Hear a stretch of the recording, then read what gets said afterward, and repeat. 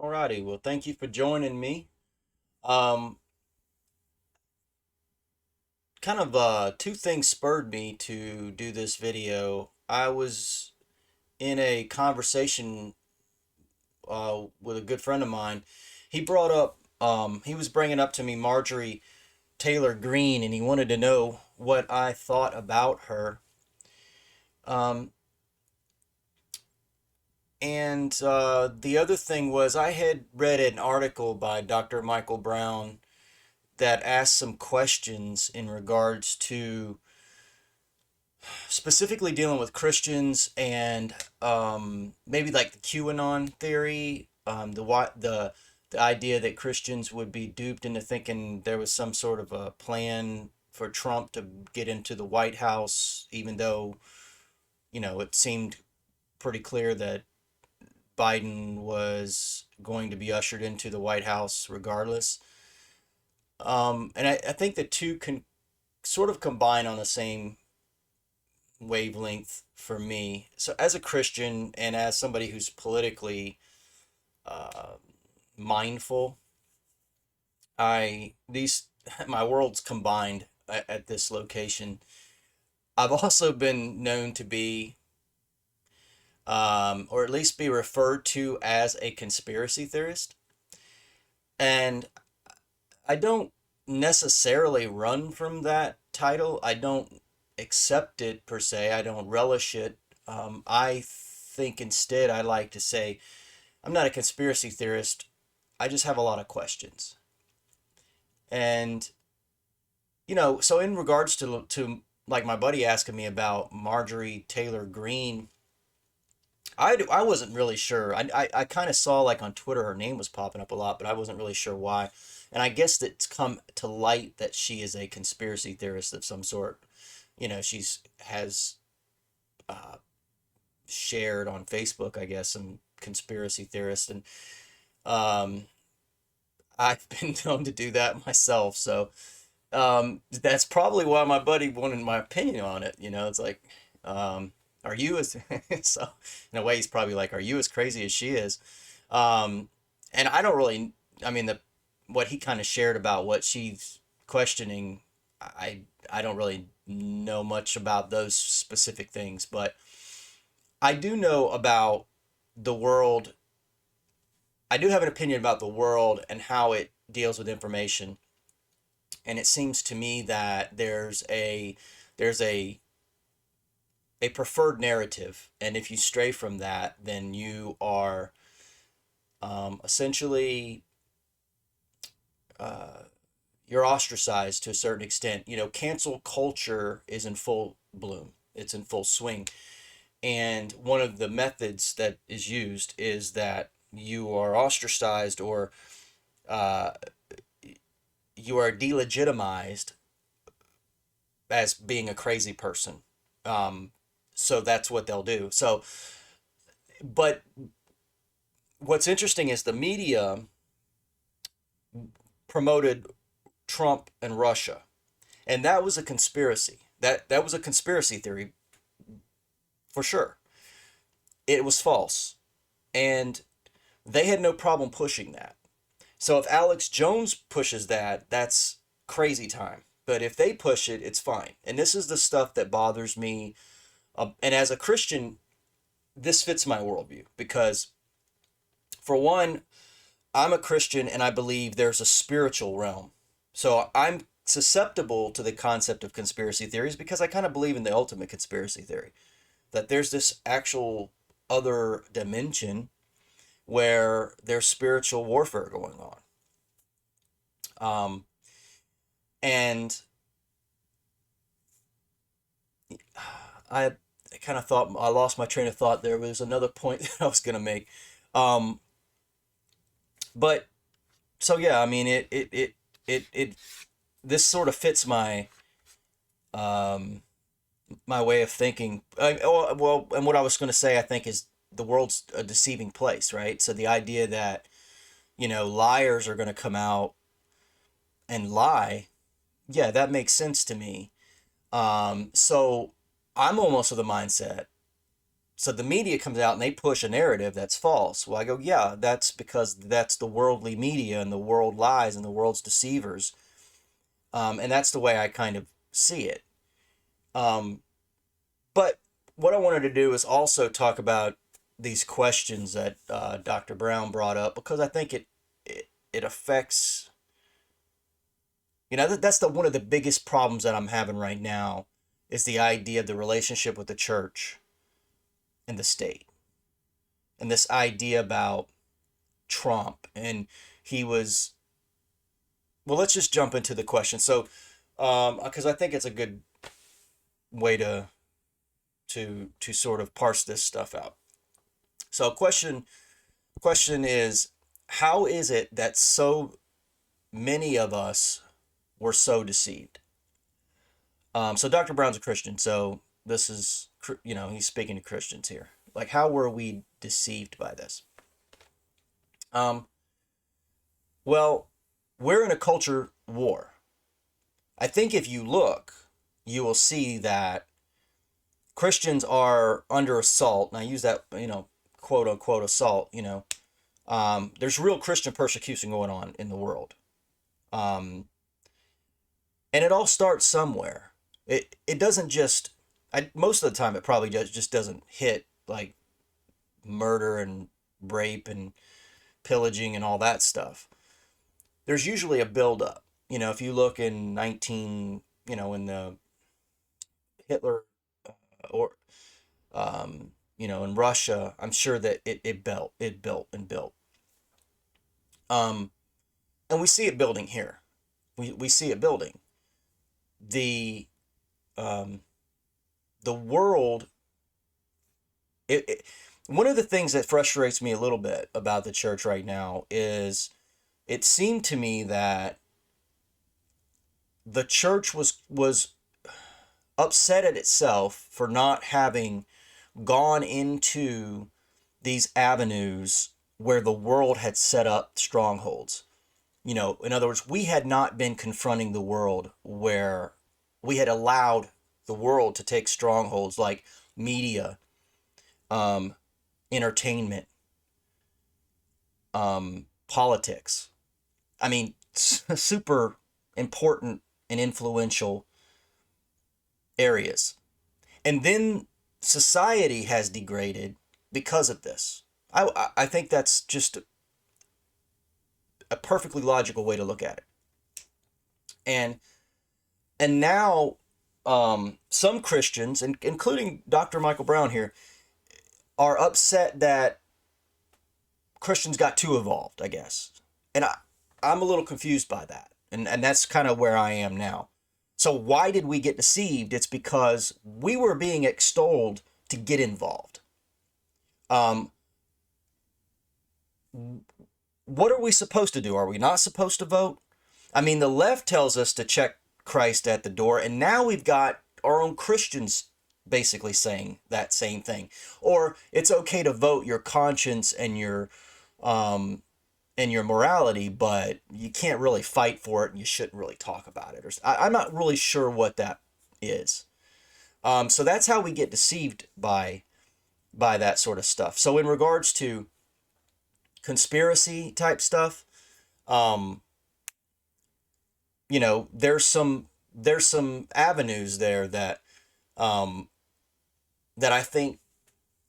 Well, that I'll answer that in the third question. So the second question is this: how is it that we put so much trust in a man to do our work? Well, I think the issue here is this: we're stuck with the system that we have. I mean, as Christians, look, it takes a while to turn the Titanic around. Um, Donald Trump was the best Christian that I've seen, or the best president that I've seen for Christians. He did things that we had been hoping that other presidents would have done. Presidents that claimed to be Christian, and even the Christians that were full on supportive of Donald Trump were supportive of Donald Trump because what he did. Yeah, we accepted Donald Trump warts and all, but I would rather have somebody who gets the kingdom moved forward And he did that not because necessarily he's a Christian. I don't know what Donald Trump is. I don't know. But if he's alleviating Christian persecution, if he's doing things to get the government off of our back, then that's positive. You know, you, there are things in the Bible that match up with this, where the disciples say to Jesus, they say, this guy's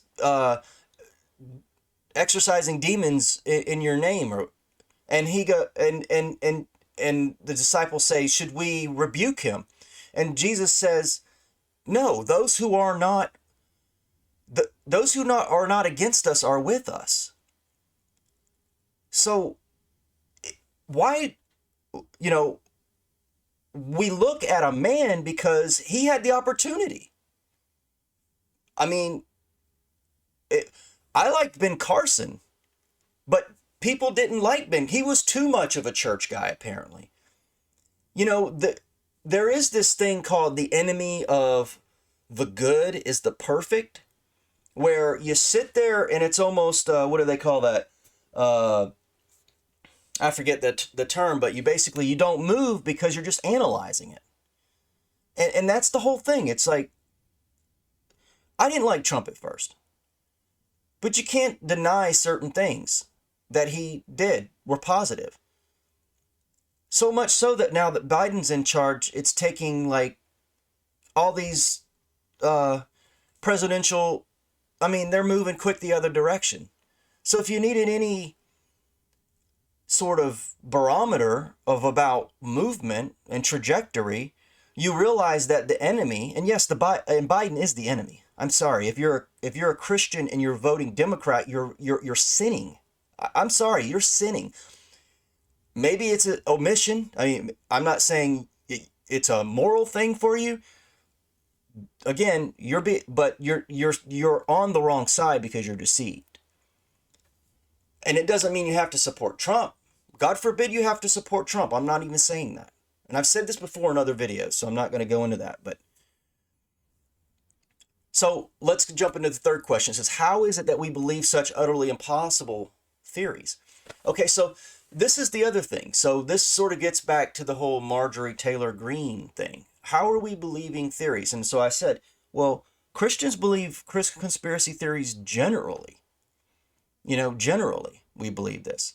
And this is something that really hits home with me, because I get tired of being put in a box, like this fanciful box where I'm just a believer. I'm not logical.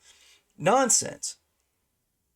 I'll stand up to anybody toe to toe in a debate on anything, and the factual reasons why I believe, and the points of fact on which I stand and how I create my worldview. I'll stand up to anybody. The problem we have is that people so if the media comes out and they do a conspiracy theory, they call it just general inquiry. Like, we just need to know the people's business and all this. They'll put words on it, labels that make it genuine when it's not genuine. The same people that will take a man and say, yeah, that's a woman. These are those people. Labels mean nothing to them. Definitions mean nothing to them. And so this is who we're dealing with. This is who we're dealing with. And so why do we believe that? Because we got two competing agendas here. We have a competing agenda where basically so what they say, like, as an example, if I believe the world was created by a divine personality with power that we call God, that's somehow that's the religion box. The same way they put something in a conspiracy theory box. They label it for you, for your consumption, so you know what to do with it. But then they come out with even more fanciful things. They may believe in multiple universes. They believe dinosaurs changed into birds. They believe the most craziest things. So if I say Jonah was swallowed by a whale for 3 days, and it came out and lived, I don't say that's normal. I say it's a miracle. But they'll come out and say it's normal that Pakicetus, which is looks like a wolf, or I don't know, but Pakicetus, like a wolf, changed into a whale. That's just science. And we see science. Look, the politics have changed science in front of our eyes this year when it comes to COVID. I'm not denying COVID. I'm just saying, I read an article that was from 2016 that debated how good masks were in operating rooms, and now they're telling us to wear 2 of them on our face when we're outdoors. Don't tell me about science. The same people who talk about science can't tell the difference between a man and a woman. They can't tell how procreation works. They're pretending that a child, just because it's in a womb, isn't a child. That's basic biology. And they're the science deniers, not us. That's how they flip everything around. So who's the conspiracy theorist? That's what I say. So how do we fall for things? Well, things are strange. Theories are strange. Something's going on. I don't know what's going on. The military sits in D.C. What's that about? People say, there definitely wasn't election fraud. Excuse me? I've been watching elections for a while. I'm almost 45. I'm 46. I don't remember. I always forget my age. I've never seen them stop counting.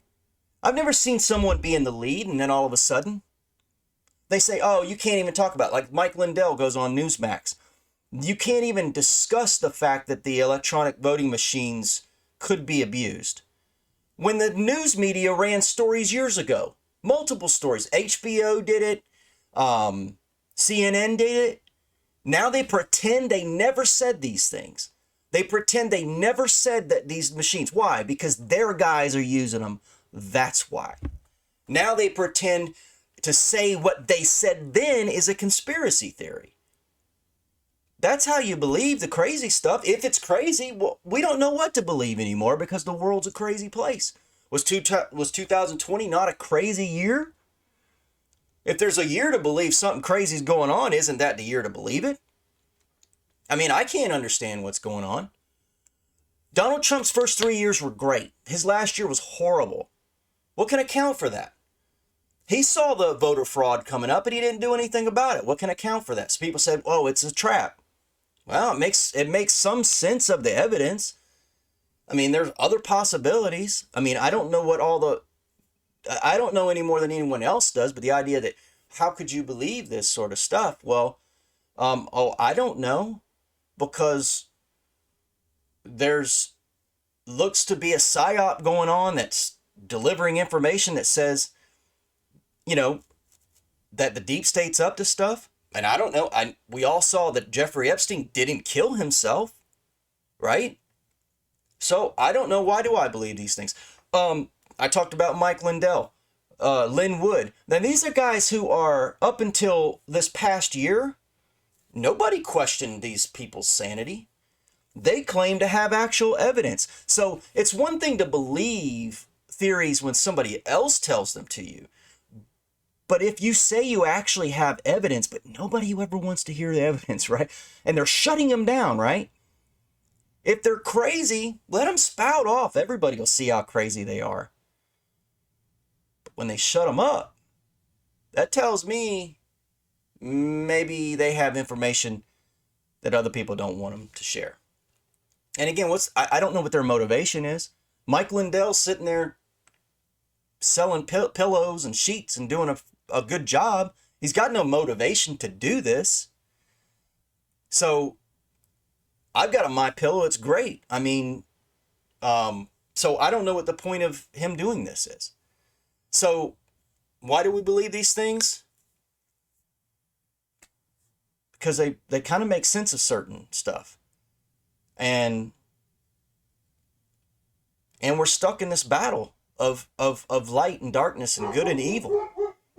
So I mean, I'll leave it right there, but I just wanted to give a quick idea of where we are and why crazy people like me think the way that we do. So hopefully that might be something people could chew on or get entertained by, maybe.